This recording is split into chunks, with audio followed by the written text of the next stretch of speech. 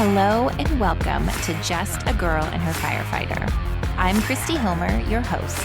Grab your favorite drink, whether it's coffee, fizz, or maybe something else, and let's dive into the wild, wonderful world of first responder life. We are here to swap stories, share laughs, and tackle those "did that just really happen?" moments.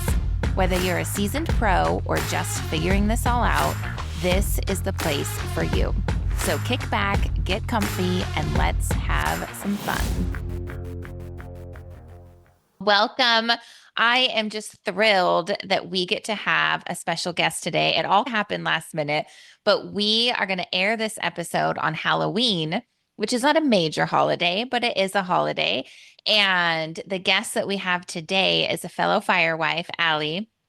And she has done something so cool with traditions and Christmas. And she has written a book geared towards kids in the first responder world because it is a little bit different when we have holidays. So I'm thrilled to have you. Thank you for taking the time so last minute. This idea happened just super fast, which is how it is sometimes. So with that, will you tell us a little bit about yourself, about your family? What does it look like? What your firefighter schedule is, all that kind of stuff, and just give us a little insight into who you are. Okay, yeah. Well, thank you so much. I'm so excited to be here. So I've been with my firefighter since 2011. We've been married since 2013. He works for Central Florida. And he saw me through, like you said, I'm a mental health counselor, and he saw me through my finishing of my undergrad and all through my graduate degree program, which is when we got pregnant with our first son. And we got pregnant with him in 2016. And he works 24 hours on, 48 hours off.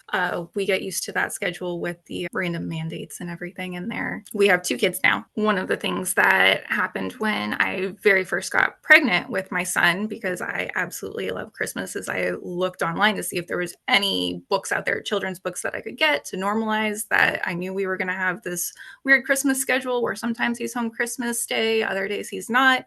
And so I was being proactive about it, and I couldn't find anything at all, anywhere, when it came to children's books. And I was really upset about that because I love my books, and I was really excited as a new mom to be able to find a book that just off the bat normalized what we go through all the time. And there was nothing. So his schedule and just our love of Christmas, we do a Christmas party every year, and starting our family is what just brought up this idea a few years ago. And recently I had gotten into self-publishing as a mental health counselor. And so I finally decided it was time. I was going to make sure that no other first responder family in general had to go through the same disappointment that I went through. Because it is a little bit different with holidays. And Christmas, when they were little, for us at least, it was easier to, I just pretended it was Christmas. Like it was December 23rd. I'm like, yeah, it's Christmas. And we just did Christmas Eve and then Christmas, but it was 2 days early or 2 days later. But then once they go to school, they start reading, they can tell time and a calendar. Like it got a lot harder. And thankfully, ours never really questioned. We just always said, Santa just knows he's just going to come when he comes because he knows daddy's gone. So in order to normalize it, I just wanted to be as authentic as possible. And I based it off of our family and our experiences. So that's why the characters' names in the book are actually my kids' names. Oh, fun. And pretty much everyone that the book talks about, we talk about certain family members in there. They are our real life family members. And they are actually experiences that we went through with, like, their Aunt Becca and their cousins came and had a holiday with us. And it talks about like military members and stuff too, because their uncle is a military, he's in the Army. So I just, for the authenticity part, it just talks through me and my kids baking cookies like we do every Christmas Eve, and my son questioning, wait, it's not Christmas Eve. Why we were doing this on Christmas Eve last year? Why is this different? And it explains, and it relates it to other families. I wanted to make sure it wasn't just a firefighter book, since we're not the only ones subjected to this schedule. And I wanted to make it more inclusive for the broader first responder spectrum, not just fire and police. But I included depictions of military, linemen and nurses, because even though they're not always considered the first response, if a natural disaster occurs, linemen are away on Christmas. The holidays don't Absolutely. stop those things from happening. So I wanted to make sure it was as inclusive for all of the families that go through this kind of schedule. How fun. So, what was the process like to write it and then publish it? And like, did you draw the pictures yourself? Did you have somebody? Like, Oh, I I don't draw it even like a know. 5 year old. So Okay. I'm like, how does this happen? so that was one of my things. I knew when I was going to be writing this that me creating the pictures was not an option. No stick figures. Yes, exactly. And they wouldn't even be consistent stick figures, let's face it. Right? I know. I like everybody has the curly hair or the Yep. like stick straight, like hairless person. It's terrible. I don't even know Yeah. how Yeah. I've So the survived. writing part really wasn't that bad because I was basing it off of our family. So I was just trying to make it as authentic as possible there. So it only took me a couple of hours, over a couple of days of sitting away from it, rereading it, kind of editing it, having my aunt look over it for Mhm. grammatical errors and things. She's my named editor. Um, Oh, that's fun. yeah, it was amazing. I loved it. She was all about it. Yeah. So I did. I knew of a local artist in the area that had actually done, because I have other publications that are my therapy journal, that are journals that I had Okay. created for mental health counseling. And she had created, I had found her when I wanted to do coloring book pages for those journals. Okay. So she was the first person I approached, since she was so easy to work with before and I really loved her work. And I asked her if she was open to doing this children's book with me. And she was. So How that was probably the fun. most intensive part, was my ideas, her bringing those to life and really having to spend a lot of time on those. And then she, like the pages that I didn't have a whole lot of idea with, the cover, all her idea. The cover is one of my It's favorite parts. beautiful. That It's was beautiful. all her. I told her, a lot of the pages I had ideas for, but I was like, I really don't know what the cover, other than I know on the back I want, Santa, but for the front, I don't know. And she came up with this beautiful wreath idea that had all of the helmets and ornaments. And I was It's like, so this is pretty. clearly what I'm paying you for, because you are amazing. Yes. How fun. Yeah, it's absolutely stunning. I'm excited to actually see the inside of the book. I saw your little video of it, but it's just such a cool idea. And in it, I believe I saw something about there's letters Mm-hmm. that come with it, right? Yes, throughout the book, it explains what a first responder is. And then it talks about this alternative delivery notice that you can fill out and send to Santa to let them know what your parents' schedule is like and what day you want them to come instead, or if you want them to come to a different location. So I Mhm. included in the back of the book, there are 5 cutouts for those letters. Very cool. That's so fun. I'm excited. I can't wait to see like the new traditions that come and all the Mm-hmm. different parts that this is going to play into people's lives. So, with that, I would love to ask you a couple more questions, but also pick your brain of common questions that I get, especially regarding kids and mental health and the schedule Mm-hmm. and all of that. So, we'll start with maybe what has surprised you the most about living this first responder life in the fire service? Has there been something that you're like, I did not expect this? That is a really good question.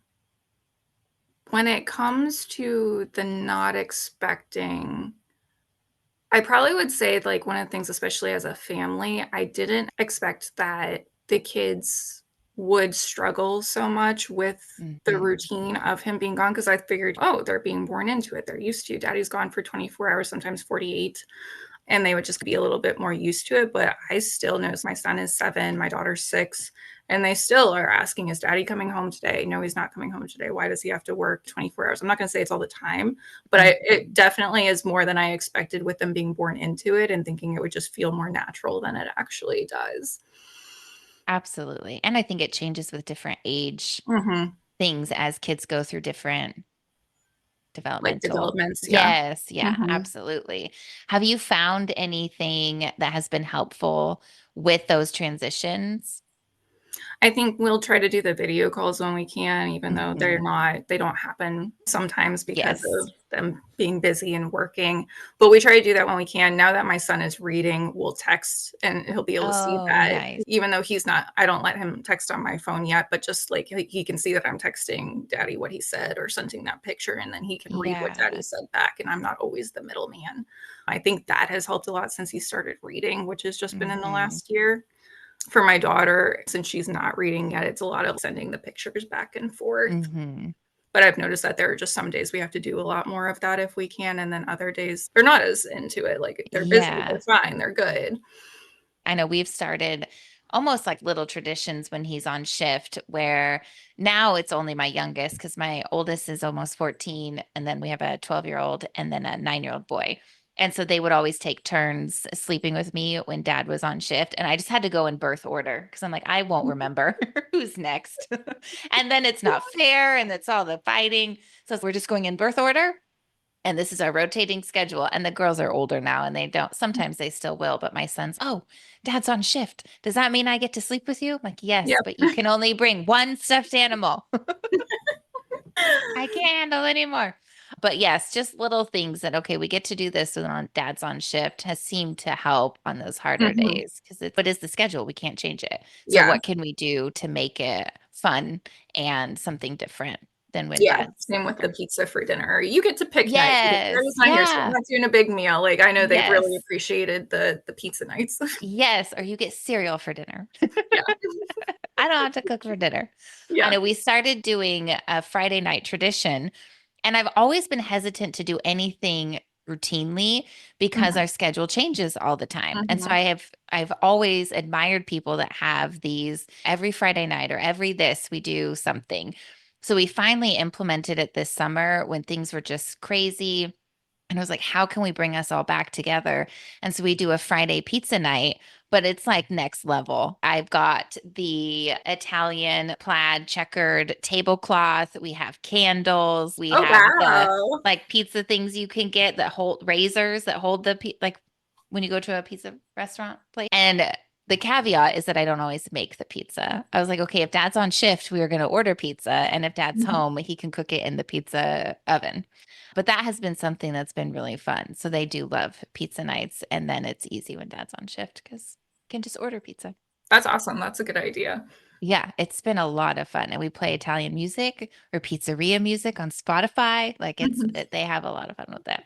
Oh. Okay, so tell us something that you have struggled with potentially and a way that you've overcome that. Because we've talked about kids and we've talked Mhm. about creating this book. That's absolutely something that you are helping so many people with.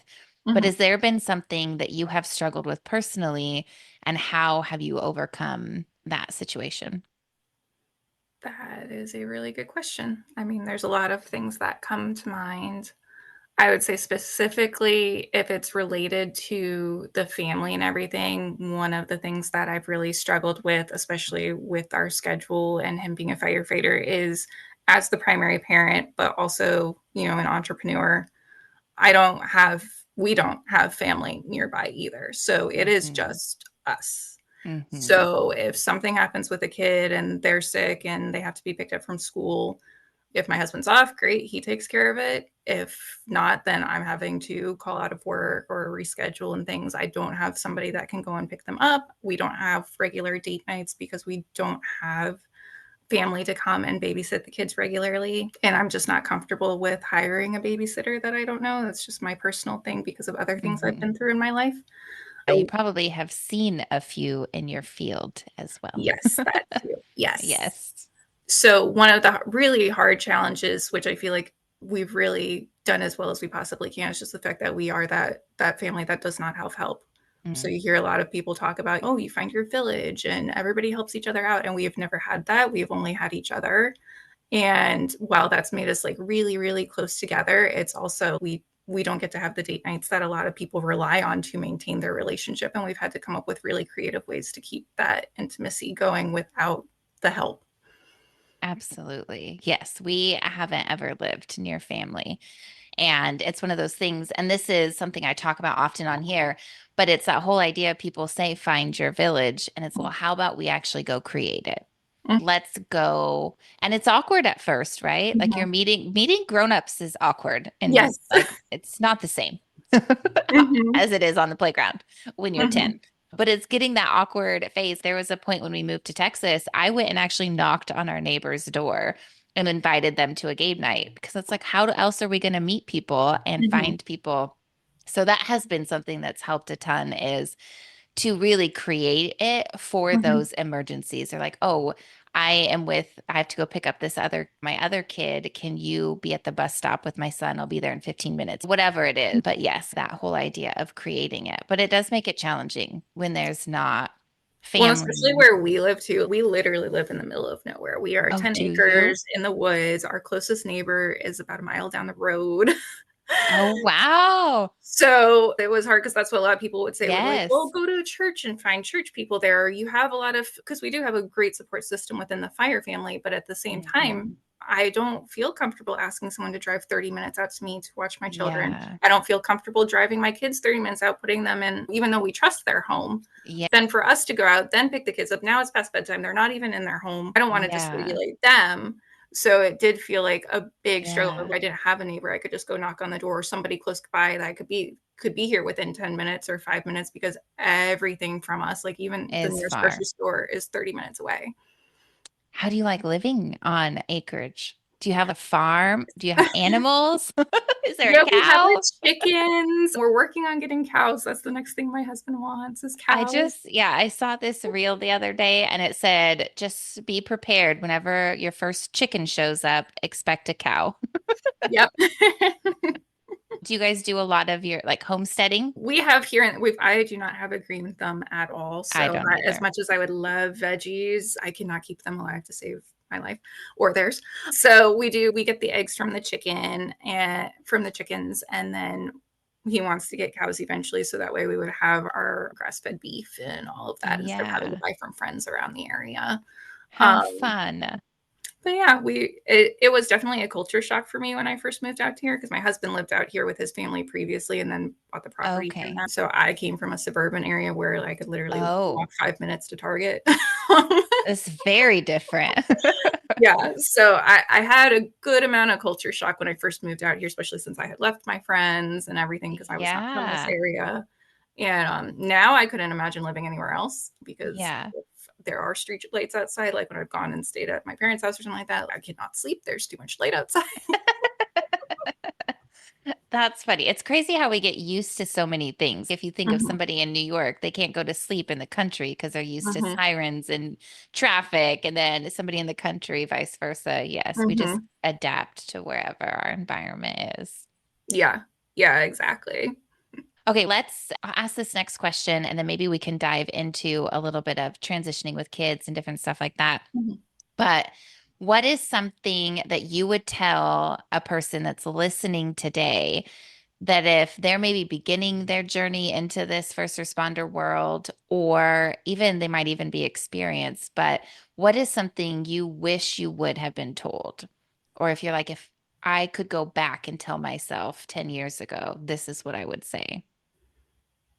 I would say if I could go and tell myself something, it would be to work on your communication. I wish I had figured that out beforehand. 100%. Yeah. It was really This trial goes by to fire there. everybody.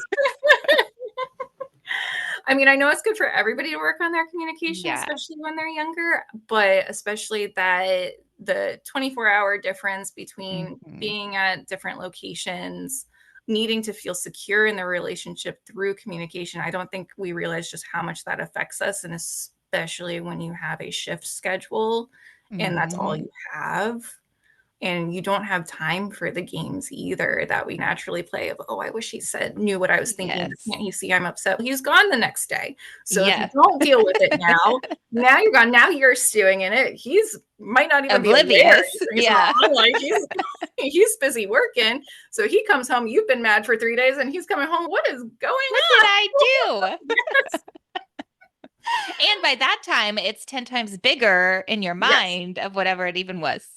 Exactly, exactly. So I'm so glad I did figure it out eventually, but it would have saved us so much headache in the beginning of our Yes. marriage because his communication got better when mine got better too. Yes. Absolutely. What is, since this is actually your field as well, then what are maybe like two or three tips that you could give somebody if they're like, yes, we need to work on communication? What does that actually look like in real life?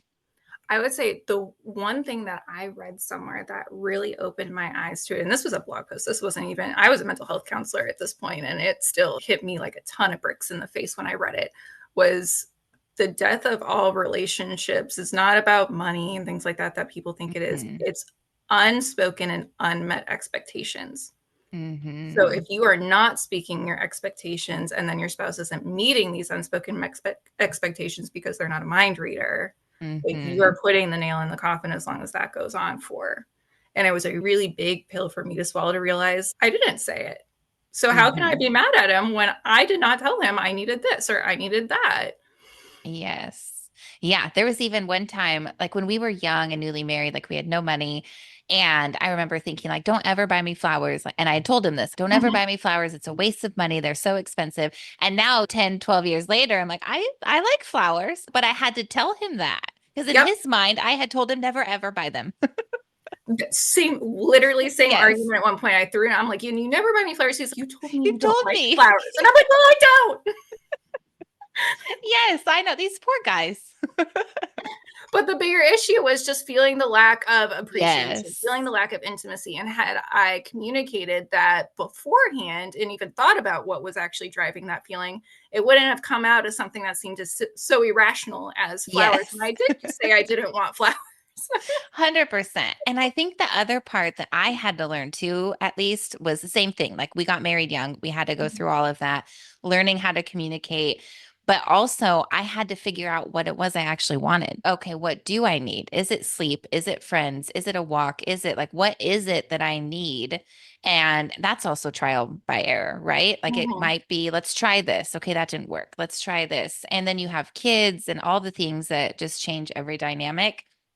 So it's absolutely 100% working on communication and figuring out what you even need or are Mhm. wanting. Yeah, Absolutely. exactly. That's great advice. Okay. Do you have any other ones before we move on? Communication could probably be its whole own episode. Yeah, we could talk about that for a while. Yes.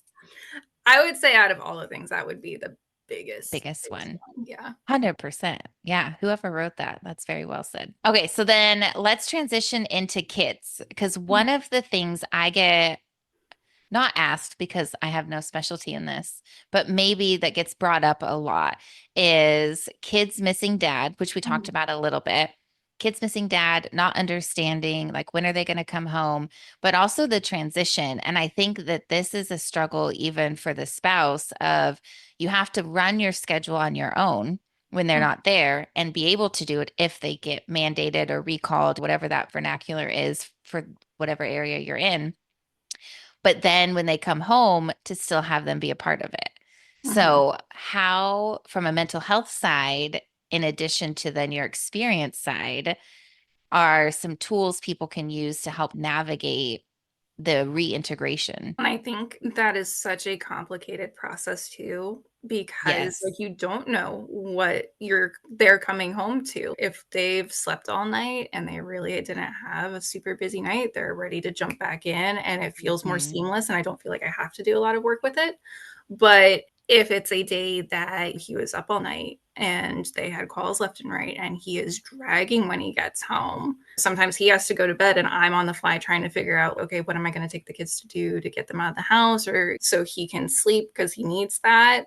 Or sometimes it's he can't go to sleep at this point, but he is going to be really sensitive and grumpy for the day. So I am trying to find some ways to just keep the kids out of his hair. And that there can be disappointments with that. Like we have had plans to go out and do things as a family, and he just can't. And I used to get resentful of that when the kids were a lot younger and I felt like I had so much on my shoulders. Now that the kids are a little bit older, I can still go take them to go do things, even though it's sad that he Yes. can't go with us.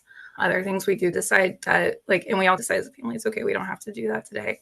But I would say that was a huge struggle, especially when they were younger. And I was equally looking forward to having another parent because the kids were, when you have toddlers, you're Oh, really looking forward yes. to that parent coming home so you can tap out Yes. some, even just meaning that there's another set of eyes on the kids. Yes. And you don't always get that. And again, like that's where that communication piece comes into play. Even if there's nothing they can do about it, just saying it out loud and being acknowledged can make all the difference. And we can move on from this instead of I'm holding on to this. And now the next time this happens, I'm going to be doubly mad or resentful and all of that.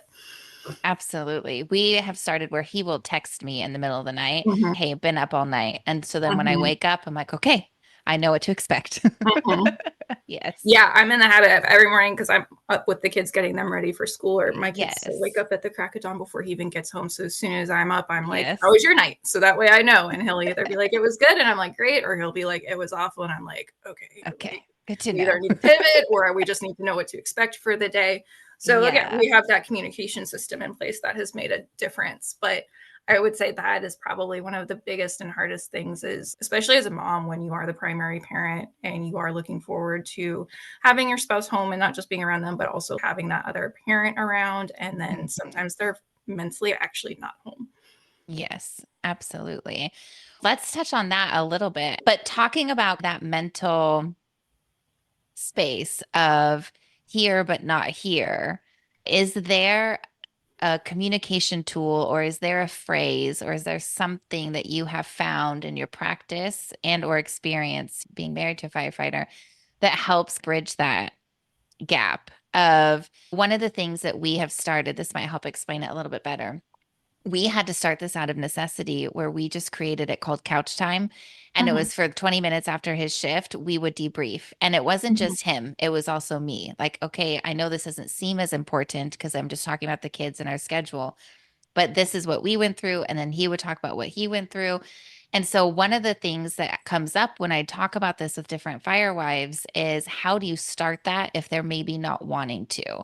Like, how do you start having that conversation or they don't know what to say or how to bring up? Because they may not dive in to the hard stuff immediately. Like, it started with how so and so at the fire station. It started with like the pranks they play on each other. And then it opened the space where they got to talk about the harder things.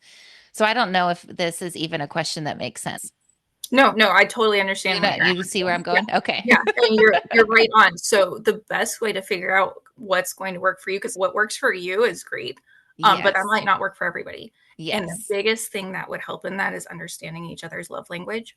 Yes. So if you are a physical touch person, you need to take that into consideration. If they're not, that's fine, but you need to take into consideration their love language and they need to take into consider yours. So if you Hmm. need that physical touch, like if you just need 5 minutes of we're just sitting on the couch together holding each other's hands, even though that's not his love language, Hmm. that's what he might need to do for you. And if his is acts of service, it might be that stepping up of, okay, I can see you've had a rough night or whatever. And Like go normally he's take the a one that nap. does the Yeah. dishes in the sink or whatever. You're going to do those, or you're going to let him go take a nap or and keep the kids preoccupied. But when you are acknowledging each other's love languages and tapping into that, even during those times, it Hmm. can make the rebound go a lot more quickly.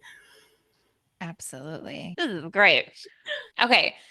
So the what I love to end and ask people with, and then we're going to go into some rapid fire questions, Okay. is what would you love for the outside world to understand about this life? I I think I would want them to understand that it really truly is a lifestyle. I mean, a lot of people just look at it and think, oh, it's a job and they signed up for this, but we really do have an entire lifestyle that is around this from the holidays to those routines that you try to keep that other people wouldn't think about. Oh, pizza Fridays. Yeah. Like, why Hmm. wouldn't you do something like that on Friday? That's why our communities are so important to us with other people that understand and do the shift work as first responders. And I think that there should be a lot more compassion for it for people that aren't in this world, that don't have that natural understanding of it. I just wish that there was more compassion for them and what the families go through. Absolutely. Absolutely. Okay. Here we're going to go into rapid fire and then we'll Okay. make sure everybody can connect with you. Okay. What is your favorite movie? The holiday. Yes. Okay. So these end up not being rapid fire. That's one of my absolutely favorite movies. And when my husband and I first got together, I lived in a studio apartment. I think one of the points when we were dating, I lived in a studio apartment and I just had it play nonstop, like all the time, and as a DVD in my TV. Mm-hmm. I was all alone and all the things. I don't Mm-hmm. know. And so he can now quote this movie like 16 years later. And he's like, this is terrible. I will tell you. I So love it. the main song, the main score in it, Yes. I walked down the aisle to that I song. was just going to say, did you watch it? It's a Yeah, I beautiful love it. song. Yeah. Mhm. Okay. Well, good choice. Coffee or tea? Coffee, And how do you drink your coffee? caramel macchiato. Do you make it at home? Yeah, Yeah, they because have you the don't little. have anything by you, huh? Yeah, yeah, they have the little mixes and the I think it's what is it called, Jalava or something like that. They have for the Keurig. Oh, So okay. it's I low didn't even maintenance, but know. it's still a caramel macchiato. Yeah, I didn't even know. That's exciting. Okay, what is one item you can't live without? One item. And it can't be people. I know. One item that I can't live without. Oh man, my journal. Oh, that's good. That's a good one. If the Nobody said house is that on yet. fire, that's coming out That's with what me. you're gonna grab. Yeah. Yes. And then what is the best advice you have ever been given? Um, I mean, honestly, I'm gonna take it back to that quote I told you. I know that wasn't direct Mhm. advice given to me, but that's the one thing that has always stuck out with me. That is what I tell other people constantly, just the unspoken expectations. Yeah, I mean, that's incredible advice from whoever this blogger was. They did a great job. Yeah. Okay, so how can people get the book and where can they find it and how can they find you? So the book itself is on Amazon, unless Well, that somebody else makes it decides very to pick easy. it up later. So yeah, if you just type in Amazon First Responder Christmas, it's the first thing that pops right up. It's the only book that will pop up. So it's easy. Yeah, yeah, that does make it easy. And then for me personally, you can find me I'm on Instagram, I am on TikTok, I am on Facebook, and it's all under My Therapy Journals is my main pages. But then I do also have an author page that's Alli Bankston, LMHC on Okay. Instagram. But you can also find that through the My Therapy Journals. That's probably easier. Okay, awesome. I'll make sure that all of that's in the show notes as well. But this was so much fun. So thank you. I can't wait to go get my copy and see this super cool kids book. It's going to be a very cool part of a lot of families' traditions, especially as they create their families and just the different things at the holidays. So thank you for taking time. This was so fun. Yeah, this was. Thank you. Thank you for listening to Just a Girl and Her Firefighter. It would mean the world to us to have you subscribe, like, share with all the people you love, and join us in our Firewife community. Thanks again, and see you next time.